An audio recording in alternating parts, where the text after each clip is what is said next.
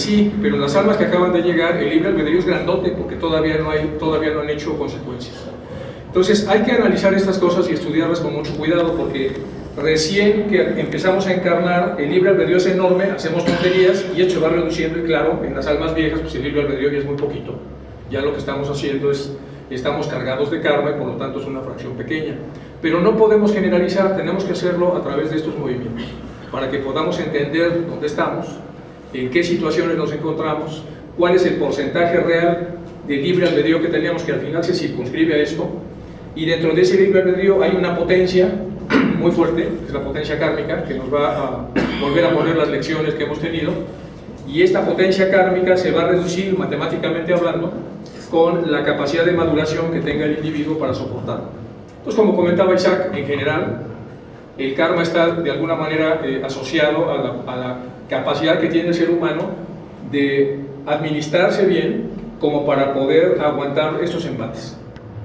Pero si no lo hacemos, y aquí vimos que hay varios niveles de densidad, vamos a poner son 7, y cada uno de esos 7 tiene 7 más, tenemos 49 niveles de densidad, pues si en esa encarnación vamos bajando, a lo mejor encarnamos en el 7 y ahora ya vamos en el 22, pues cada vez tenemos menos capacidad de soportar los embates kármicos.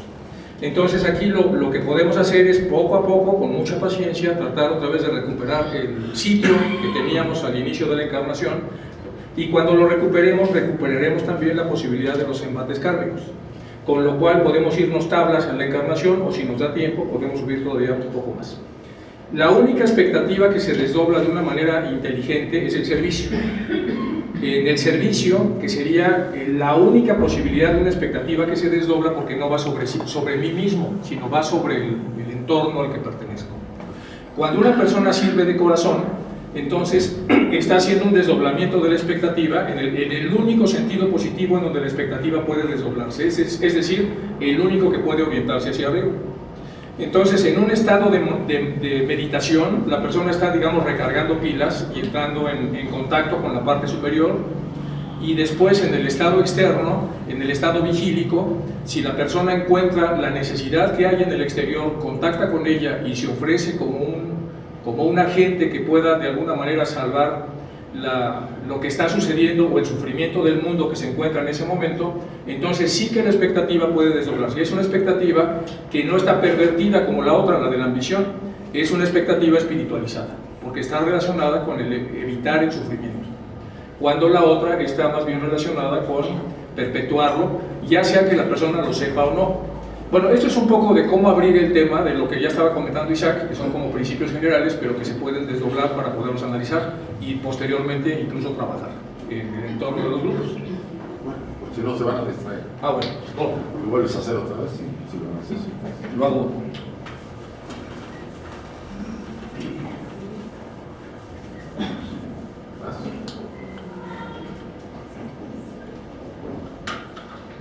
Y ya para terminar este diagrama y el complemento de lo que acaba de decir Enrique, en realidad nuestro círculo vicioso de vida y muerte, que todos ustedes y yo hemos repetido, como dice Enrique, pues, con diferentes densidades de karma, a lo mejor ahorita tenemos un poco menos de lo que hemos tenido en otras vidas, hace que poco a poco desistamos de seguir girando y busquemos la salida. ¿Cómo es la salida? Pues primero empezando por conocernos, porque tengo una crisis, pero quiero saber por qué tengo la crisis, de dónde, qué está ocurriendo en mi vida, por qué estoy en esa situación, por ejemplo, de estar sufriendo, sobre todo emocionalmente. ¿Por qué tengo tantos problemas con la gente? ¿Por qué entro en conflicto con mi pareja, con mis hijos, con la gente que me rodea? Porque siempre los culpo a los demás, ¿no? No es así. Proyecto hacia afuera todos los problemas, los demás están mal, yo estoy bien. Acuérdense que es un principio que muchos tienen manía de practicar. Todos están bien, todos están mal, yo estoy bien. O sea, la persona no acepta que la problemática viene de dentro de él y no está afuera. Lo que él hace es proyectarla hacia afuera. Tarde o temprano el autoconocimiento me permite entrar a otra etapa de conciencia. Recuerden que el sufrimiento ha buscado el despertar de la conciencia y me llega a un equilibrio. ¿Por qué es importante el equilibrio? Ayer alguien me preguntaba, después de un taller que salimos dando en Bilbao, ¿Qué importa el equilibrio emocional si lo que se quiere es un desarrollo de la mente? Por algunas frases que me pasa ahí, la persona me mandó unos pasajes de lo que dice Blavatsky sobre el desarrollo de la mente, etc., porque esa mujer es muy mental. Digo, es que hay un problema con las emociones. Si las emociones están disparadas, puedo yo tener una capacidad, puedo ser yo sumamente inteligente, pero no sabré cómo aplicar esa inteligencia porque las emociones me arrebatan. Hay una cantidad de ejemplos de gente sumamente inteligente, de veras excepcional, pero que las emociones les generaron muchísimos problemas y eran como cualquiera a pesar de su inteligencia, porque cometían errores, tomaban decisiones que decías, pero ¿cómo es posible que no viera la realidad? Sí la veía, pero las emociones lo sobrellevaban. Entonces, la idea es equilibrar. No se trata de apagar la mente es muy importante, pero hay que equilibrar los aspectos en el proceso de desarrollo, por lo menos en esta fase. De aquí va a venir, ya estaremos preparados para soportar lo que le llamamos la muerte del ego viejo, la gran crisis, o serie de crisis que nos llevan, como hablaba San Juan de la Cruz, ¿no?, a la negra noche del alma, ¿no?, a enfrentar esa oscuridad que todos tenemos, pero ya estamos preparados, ya tenemos un equilibrio, ya tenemos la fuerza para aguantar esa presión que va a venir. Y todo estudiante, sin excepción, como todos los místicos han pasado por eso, vamos a tener que transitar en esa negra noche o varias negras noches durante nuestra vida. Si recuerden, como hemos dicho, si el sapo es muy grande, va a haber muchas noches, porque no soltamos tan fácil. El gran problema de alguien con mucha experiencia, y Enrique lo dijo muy claro, es que está tan bien amarrado, tan bien fuerte, por estructuras de vidas anteriores, y tiene un karma, a pesar de que es fuerte, él sigue en qué, amarrado en sus cuatro y dice, pues yo aquí me planto. Entonces, ¿qué tiene que venirle a alguien para que suelte lo viejo? Pues una experiencia casi destructiva, algo que lo conmueva sus cimientos, porque si no, no va a soltar, como muchos de nosotros estamos así, ¿no? Nos dan 2 o 3 sopapos y seguimos haciendo lo mismo. Si nos recuperamos, durante un periodo de tiempo nos volvemos suavecitos, muy buenos, ahí sí, llegamos a casa, cumplimos la hora y ya estamos dulces, y ya que nos recuperamos volvemos a las andadas. ¿Por qué? Porque es muy fuerte la estructura y nos obliga a volver. Yo conocí a varios personajes y yo también en un momento dado hacía las mismas. O sea, hay una necesidad de la estructura al cambio. Si nos atrevemos a pasar esa muerte, esa autorrealización, se abren caminos hacia lo que llamamos el superhombre, a ser partícipes del plan divino, a colaborar con ese plan, a ser discípulos de los maestros de sabiduría que están esperando siempre a alguien que pase ese límite para que puedan acceder a ellos y ellos puedan utilizarnos, porque utilizan a todo estudiante que pasa ese límite. Hay muy pocos y necesitan siempre estudiantes. A partir de ahí se abren también otras opciones, pero la idea general es volver ¿a qué? A la fuente. ¿Y cómo vamos a volver a la fuente? ¿Con la conciencia cuando salimos? No. ¿Cómo vamos a volver en esta encarnación cuando ustedes al final nos vayamos todos? Igual que cuando teníamos 5, 6, 7, 8 años, 10 años. Algo habrá cambiado. Algo en nuestra naturaleza se habrá movido. Y habremos descubierto cosas que antes las repetíamos automáticamente. Algo se movió. Esa es la gran lección de este proyecto. Probablemente de las 10 lecciones que teníamos que aprender, pues aprendimos 5, 6 y quedaron pendientes 4. Pues la vida dice, ok, no hay problema, hiciste una gran parte. La siguiente te voy a soltar las 4 más otras que tienes guardadas. Y así vamos. Hasta que volvemos a la fuente. A aquella fuente de donde hemos emanado originalmente. Pero el sujeto, si hablamos así, la fuerza que emanó original, a la que regresa, hay una gran diferencia. Volvemos como dioses, como lo que somos verdaderamente y como lo que decía el Maestro Jesús en un pasaje. Vosotros sois dioses, sois el templo del Dios vivo. Ya no somos esa personalidad temporal, ya somos aquello que está tras la personalidad y la mueve, le da vida, como decía Bhagavan Ramana Maharaji. El yo átmico es lo único real. Lo que ustedes y yo tenemos tras de esta fachada que se va injutando, se va envejeciendo, se va arrugando y es inmortal. Eso no muere jamás. Y eso es lo que deberíamos buscar conectar. Sobre todo estudiante que seriamente quiere hollar este sendero. Y finalmente entramos otra vez a la fuente. Volver a la fuente es dejar de ser ¿qué? Aparentemente individuos. Pero hay un gran misterio tras esto. Porque parece ser que conservamos lo ganado en este largo peregrinar de encarnaciones y vuelta a la fuente. Pero eso no es tema de esta noche.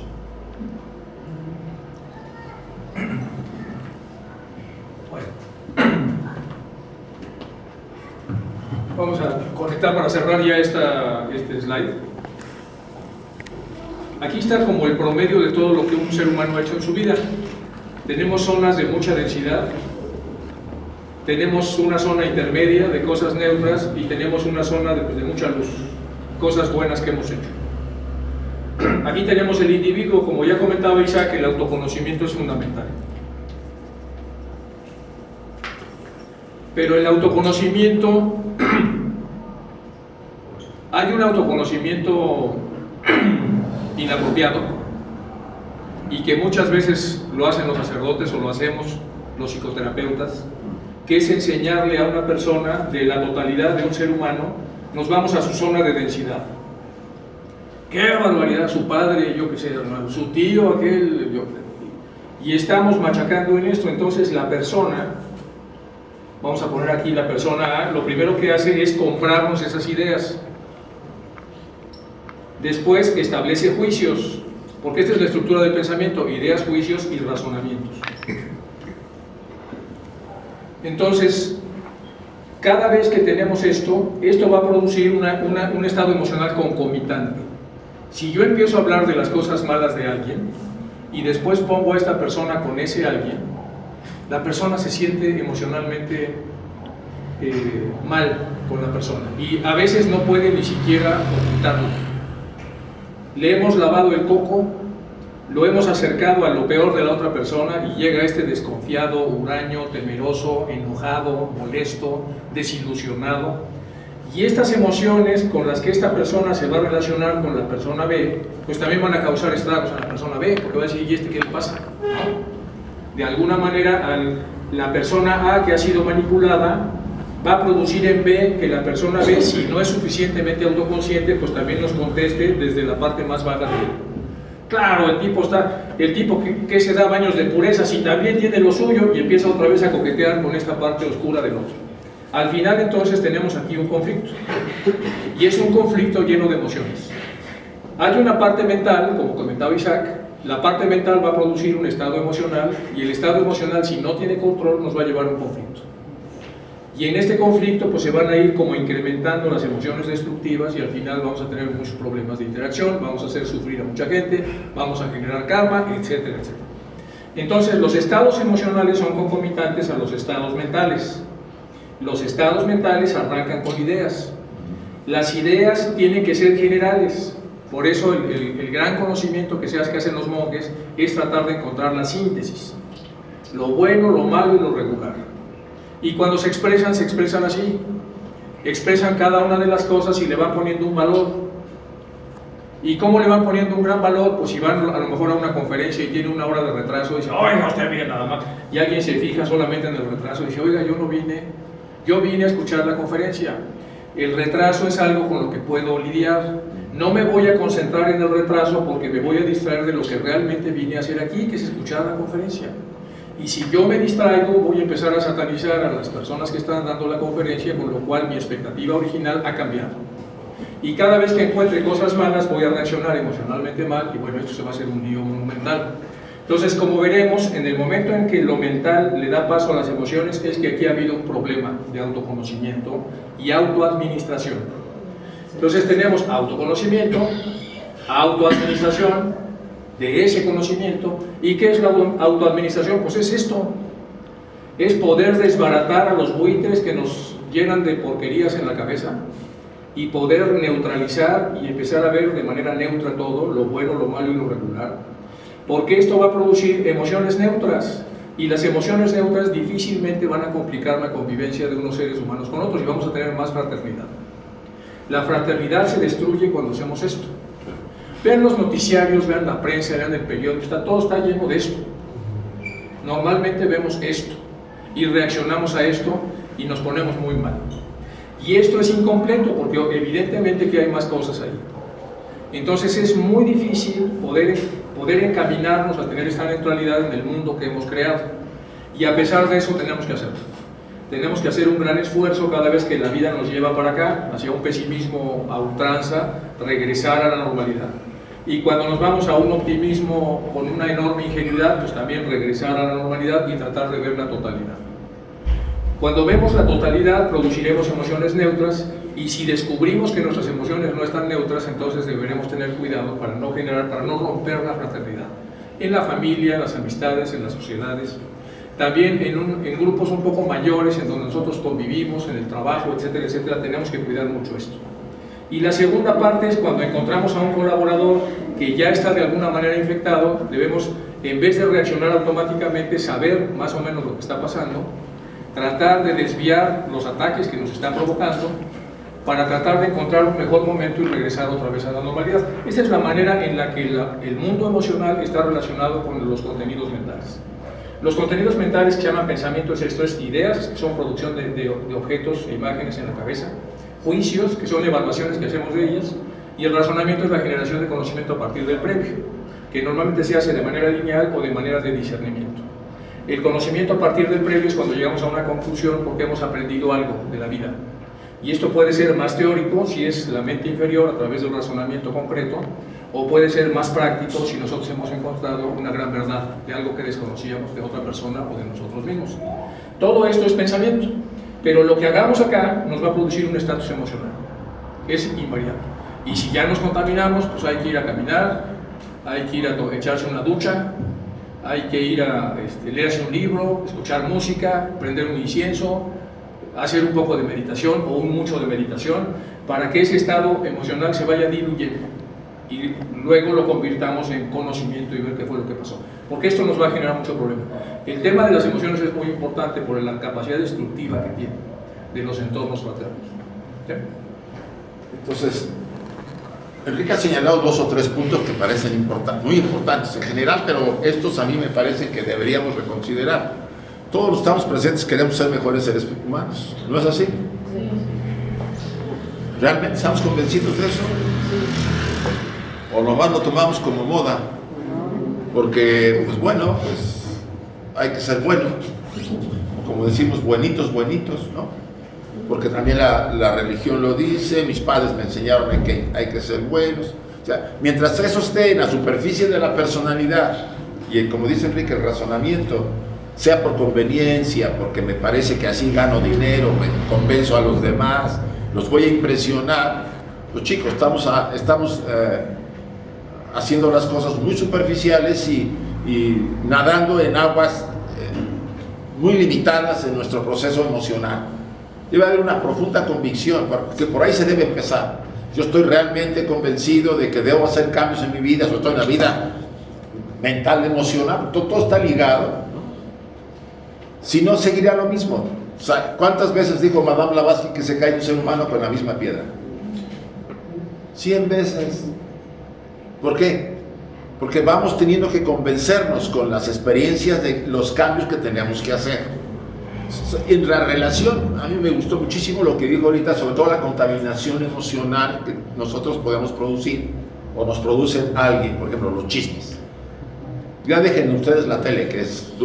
A la tele no le interesa otra cosa sino control. Porque está repitiendo constantemente lo del terremoto, ¿no se han fijado? Todos los noticieros. ¿Qué hace la gente el estar duro y duro? ¿Qué le produce a la gente? Temor, ¿sí? La pone ansiosa. Y de repente, mientras eso está ocurriendo, pues otras cosas hacen que no nos damos cuenta, porque estamos todos preocupados por lo que está pasando. Eso es una técnica usada por todos los sistemas, todos los gobiernos. Pero lo más interesante es que a medida que esto aumente y los peligros teóricamente de que esto siga, me pueden recortar libertades al tomar ciertas leyes para poder controlar y poder evitar que yo me exponga al peligro. Y ustedes y yo vamos a decir, sí. vamos a aceptar lo que en otras condiciones nunca lo hubiéramos aceptado. Pero ya estamos contaminados, como dice Rick. Nos contamina esa relación con esa parte oscura de la materia, ¿no? De la densidad material. Bien, déjenme pasar. Sí, hay problemas, por ejemplo en Cataluña lo que está pasando ahora, hay problemas, y los oradores que manipulan dicen hay problemas, todos sabemos que hay problemas, los catalanes saben que tienen restricciones de dinero, restricciones en los movimientos de los trenes, y el discurso del contaminador dice, y el problema es el gobierno central español. Y nosotros producimos la mitad de la riqueza de España, falso. Producen el 20% y son el 16% de la población. Y aquí no es hablar a favor ni en contra de nada, es lo que estaba comentando Isaac. Es diferente para mí escuchar que la región de Puebla y Atlisco producen el 20% de la riqueza nacional y nos devuelven el 16%, a hacer un discurso donde decimos que producimos el 50% y nos dan apenas el 10%. Va a producir un impacto emocional diferente. Nos vamos a sentir robados, etcétera. Y eso va a producir un estatus emocional muy desagradable. Es más o menos lo que estaba comentando Isaac. Entonces, todos los regímenes lo utilizan. Por suerte, algunos de ellos logran como arreglarlo a través de otras fuentes de información para que la gente no se sesgue en sus percepciones. Pero ahí el presidente del gobierno español no tiene tanta preparación para hacerlo. Entonces, digamos que los malos siembran esto y ven ustedes cómo está ahorita España, todo dividido y un caos monumental. La fraternidad se ha roto prácticamente, si no completamente, pues en una buena proporción, por lo que estaba comentando Isaac. El tema de los manipuladores los vamos a encontrar en todas partes y necesitamos hacer un gran esfuerzo para tratar de conciliar y encontrar un equilibrio para que la gente no nos matemos unos a otros, sino encontremos un terreno común donde podamos vivir razonablemente bien, entendernos, convivir, sin estas emociones tan estúpidas. En relación a lo que sabías. Estamos de acuerdo que esto pasa en los sistemas, y no pasa en la familia. No hay por ahí siempre alguien que nos mete ahí ideas medias raras, ¿no? Y que hace lo mismo que el sistema, que los sistemas que controlan a los países, los gobiernos, pero a nivel familiar, a nivel directo, en el trabajo, siempre hay gente que le encanta generar este tipo de pensamientos y emociones, ¿no? Porque quiere conseguir cosas y nos inyecta y nos contamina muchas veces. O sea, lo que está pasando arriba está pasando abajo. Lo que ocurre arriba es que nosotros también lo estamos permitiendo en nuestras vidas. Los deshonestos no más están arriba, los deshonestos también están entre nosotros. Cada vez que nos dan una vuelta de dinero y nos dan de más, me callo la boca porque dije, qué tonto, ya me dio el doble de lo que le di. O sea, nos está pasando en la vida, y mientras no hagamos un trabajo personal para pararlo y tomar decisiones, aunque sean lentas, pero hacerla, seguirá ocurriendo, no va a haber cambios. Ese es el tema que Krishnamurti dice tanto: si usted no cambia, no va a cambiar el mundo. Vamos a repetir los mismos fallos dentro de 100 años. Bien. Blavatsky dice que... Otro punto como ejemplo de esto, muy rápido. Sí. Una vez que estábamos en Nepal, cambié $100 y me dieron así de billetes, y a le dieron un macanazo como el quíntuple, y se puso a devolverlo precisamente por lo que está comentando, porque a alguien le iban a cobrar ese exceso, no había quien lo quisiera recibir. Tuvimos como una hora hasta que finalmente lo metió en un sobre y lo firmó ahí para que la persona que pudiera salir afectada no estuviera afectada. Es complicado el tema, pero como teósofos que somos, tenemos que estar atentos a este tipo de retos y tratar de resolverlos en un sentido o en otro. Lo más fácil es cuando nos dan de menos y vamos a reclamar que nos dieron de menos. Eso lo hace cualquiera. Lo más difícil es hacerlo al revés.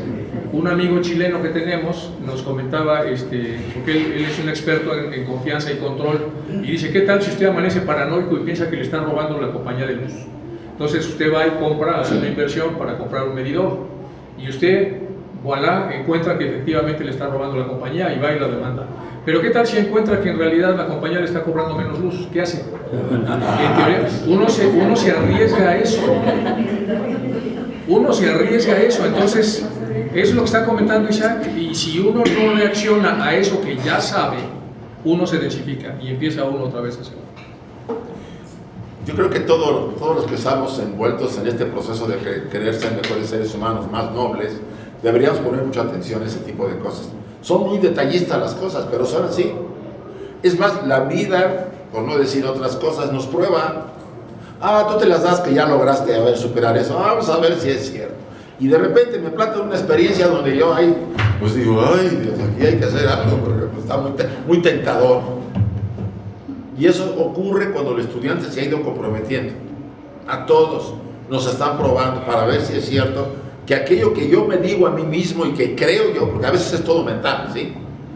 Una experiencia de crecimiento personal no es real mientras no me la haya puesto a prueba. No sé si lo podemos entender así. Yo hablo de la verdad y yo creo que digo la verdad siempre. Ahora, ha habido experiencias en donde yo me he tenido, me parece que lo de la verdad no es tan directo, la honestidad. Yo creo en la honestidad, creo que hay que ser ecuánime y darle a cada quien lo que le corresponde y yo tomar lo que me corresponde. Pero eso es solamente mental. ¿Qué pasa cuando me abren la bolsa y me dicen, órale, toma lo que quieras y nadie te va a decir nada? ¿Me mantengo honesto? O en ese momento digo, bueno, de vez en cuando uno falla, no hay más. ¿O no? Somos llenos de defectos los seres humanos. Y una debilidad, pues a cualquiera se le perdona y órale. Abren la puerta y al rato están todas las debilidades encima. Lo que quiero decirles es que mientras ustedes y yo pensemos en que tenemos ciertos principios, pero no se han puesto a prueba, chicos, está bien, pero aún no son reales, porque no nos han probado en esa línea. Y hasta que nos prueben y salgamos firmes, entonces podemos decir, yo tengo ese principio bien claro y no me voy a mover de ahí. Entonces, es un tema también de una decisión personal y no de jugar con nosotros mismos, porque el que primero se engaña es uno mismo con uno mismo. Me creo yo mis propias historias, como dice Enrique en el diagrama. Me tengo que justificar ante una acción para no sentirme mal, porque así lo hacemos. Sí, así lo usamos, ¿no? ¿Por qué robó 100 veces? Porque dice Blavatsky que uno se cae 10 veces con la misma piedra, 100 veces. Te da falta. Usa uno barbaridades para